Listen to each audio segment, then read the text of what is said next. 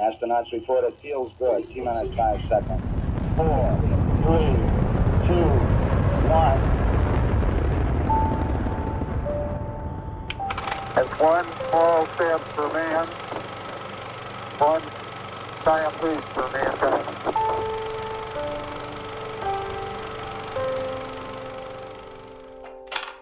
So 1969, the year that I was born and the year that the rocket tower was built, was also the year that NASA sent a man to the moon.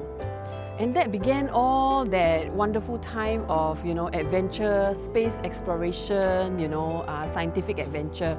And that, I think, infected me quite a bit as well.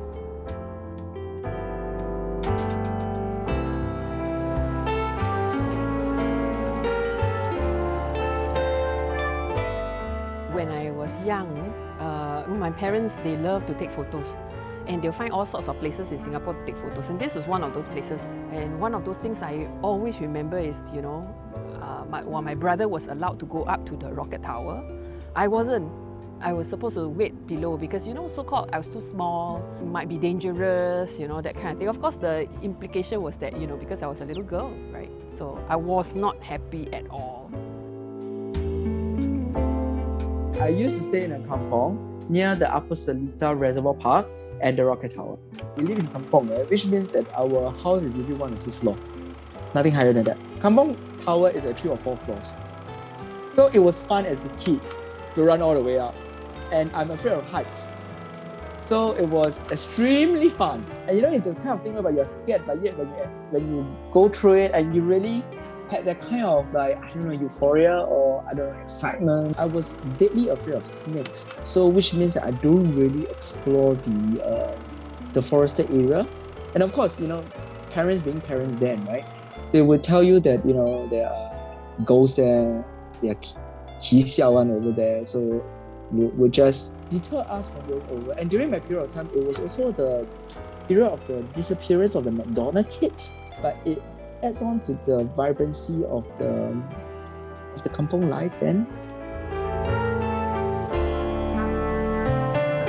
I remember that when I was about Sec 1, I was in my school library, right? And I picked out a random book. It could have been a book about architecture in the US or about the history of the US, right? And then I opened up to this page that showed this TWA terminal by this architect called Sarin. I never knew it back then, right? But it was just so perfectly the Jetsons because it looked futuristic, or there's this idea of a space age aesthetic from the point of view of somewhere in the 1960s. Before Jurong East was fully developed, you had, let's say, the Science Centre, and you had the Jurong Town Hall. I mean, from my very young sort of pair of eyes that didn't know what architecture was, I just thought that they were just like these spaceships, like pristine and white colour, and then they had these like very amazing futuristic forms and that kind of thing. Who would have known that it was something historic or part of a historical aesthetic movement? Maybe it's because when you're young, you don't really appreciate nature that well.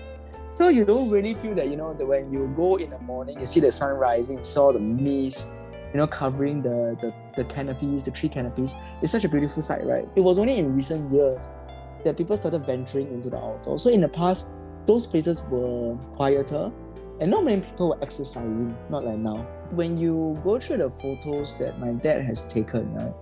Yeah, quite a lot of them are actually at around Rocket Tower.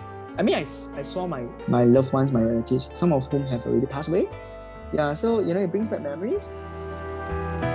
Not being able to go up to that rocket tower and being told that you're just too small, you're not allowed to go up. When my brother could go up and, explore, that planted a seed in me to say, no, if it's somewhere that really is hard to access, people think that you can't make it, you can't go, I want to go. When I started my career in biology, that was the same kind of mindset, same vein, So when I was going through the forest, walking through the mangroves, right?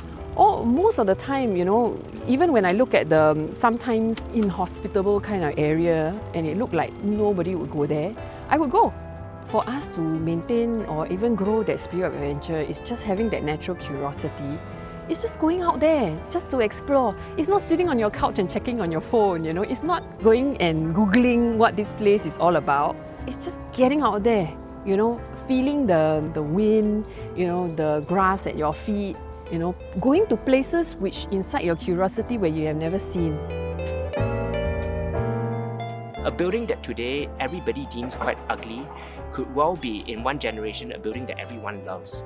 So I think overall, it's less about a hope for modernist buildings than it is about a hope about how a society appraises the value of architecture, its cultural contributions, and that it's believed that we don't need to raise things and redevelop it. You know, such things are no longer, right? You don't see things like this built in this kind of style, this kind of architecture anymore, isn't it? You know, a lot of people would think, wow, obiang, you know, so outdated, you know, so old, and they should be torn down. But I just feel that they are the fodder for stories, you know, for kids to just imagine. It's all these kind of nice bits of architecture, right, bits and bobs around Singapore that, yeah, connect us back to home.